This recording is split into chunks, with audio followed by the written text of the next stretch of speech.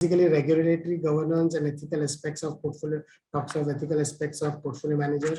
The regulatory aspects, the first is the Prevention of Money Laundering Act, which is the Prevention of Money Laundering Act 2002, where the portfolio manager or the entity is required to maintain a record of all transactions for a period of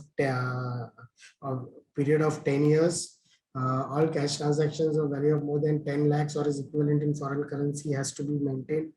All series of cash transactions integrately connected to each other, which has been valued of 10 lakhs on its equivalent or foreign currency within one calendar month, or value of such transactions exceeds 10 lakhs. All these transactions, the portfolio manager is required to maintain a record of this and furnish information of transactions whenever asked by the regulators. All suspicious transactions, whether or not made in cash, has also to be maintained and reported. Enhancing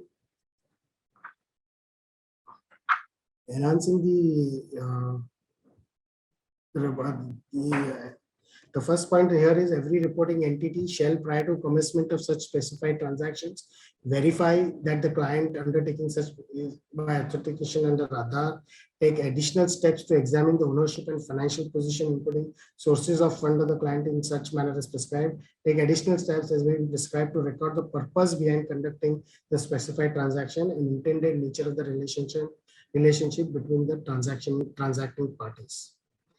Where client fails to fulfill above conditions, the reporting entity shall not allow specified transactions to be carried out. This is the requirement under the Money Laundering Act. A principal officer needs to be designated by the manager, who shall be responsible for ensuring the compliance of the provisions of the PM. Coming to SEBI regulations, the first is the SEBI prohibition of insider trading regulations. Any dealing or trading done by an insider based on information which is not available in public domain gives an undue advantage to the insiders and affects market integrity. SEBI is not in favor, and therefore SEBI has defined insider trading regulations which every entity has to follow. SEBI prohibition of fraudulent and unfair trade practices, which is relating to securities market.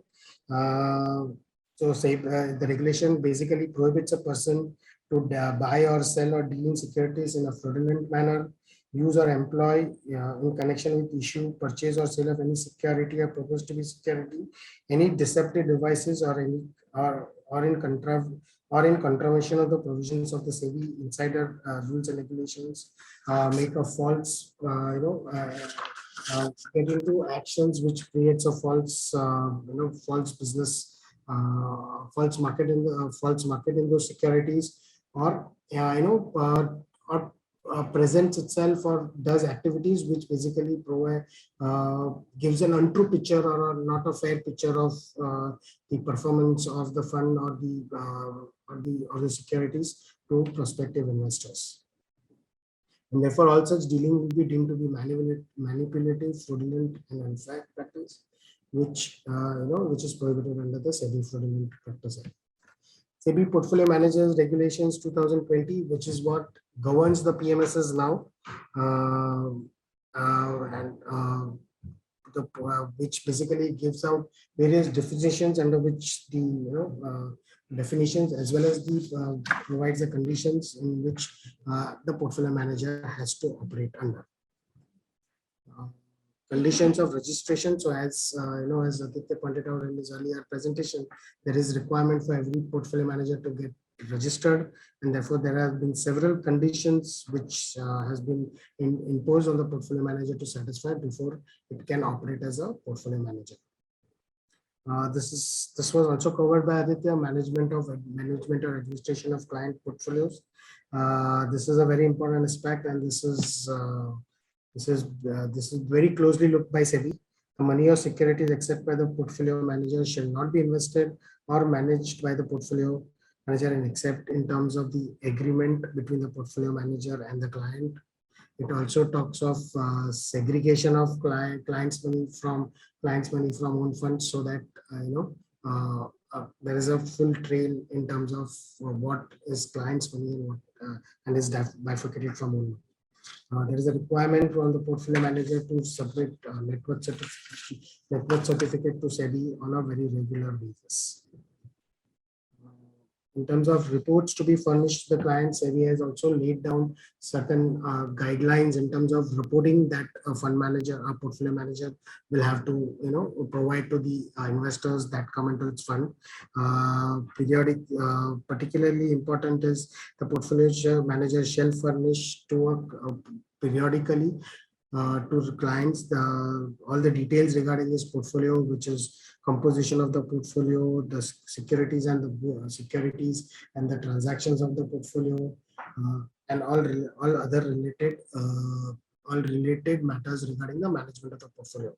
It is important for the portfolio manager that the frequency of the report is not exceeding a period of 3 months in terms of submission of these reports to the investors. The next point is disclosures. The portfolio manager has to periodically disclose to SEBI certain important attributes of the portfolio, management of the portfolio, any changes or changes that happen in terms of the entity or the style of managing the portfolio. Anything has to be reported to SEBI. The names and clients whose portfolio is being managed is also to be disclosed to SEBI on a periodic basis. The code and conduct of the portfolio manager. The Schedule 3 of SEBI PMS regulations also defines the code and conduct of the portfolio manager, which the portfolio manager is expected to abide by. Eligible fund managers. This is the section 9, which was recently, as I said, in the taxation part, which was recently introduced, whereby fund managers which are managing foreign money but are sitting in India are eligible fund managers, and the funds managed by them are eligible investment funds, and the funds as well as the fund managers have to abide by the regulations guiding this principle, and have to satisfy all the requirements which are required, which are basically stated in the section 9 of the Act. There is also a code of conduct which has been prescribed for distributors, PMS distributors, which the PMS distributors are supposed to abide by in terms of marketing and distribution of PMS. There are certain best practices which the fund managers are expected to follow. First is the research objectivity. The CFA Institute has developed a standard of research objectivity. These are intended to be specific, measurable norms for managing and disclosing conflict of interest, which may impede the research analyst's ability to conduct independent research. The fundamental principle of ethical investing practice is that the best interests of the investing client must always take precedence over the interest of investment professionals and his employers. So, based on this, the research objectivity is expected to be achieved by independence of the analysts covering the securities or the subject matter of the research. Soft dollar practices. Investment management firms pay commission in excess of commission to brokerage firms for execution. They may even pay excess of brokerage for having to access other additional services like research reports, access to company managements, some non-research related activities. As in portfolio management, the investor is charged a brokerage fee. Soft dollar arrangement is best avoided as it is abusive in nature. The portfolio manager is expected to have research objectivity, but avoid soft dollar practices. SEBI requires investor charter for PMS. Basically, this enhances the awareness of investors about various activities which an investor deals with while availing the services provided by the portfolio managers. An investor charter has to be defined, has to be maintained by the portfolio manager and displayed on his website.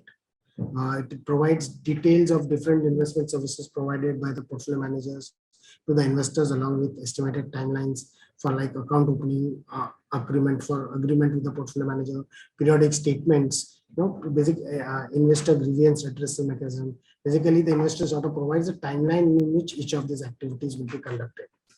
All registered portfolio managers have to notify the same to their clients and are also required, as I said, to prominently display on their websites.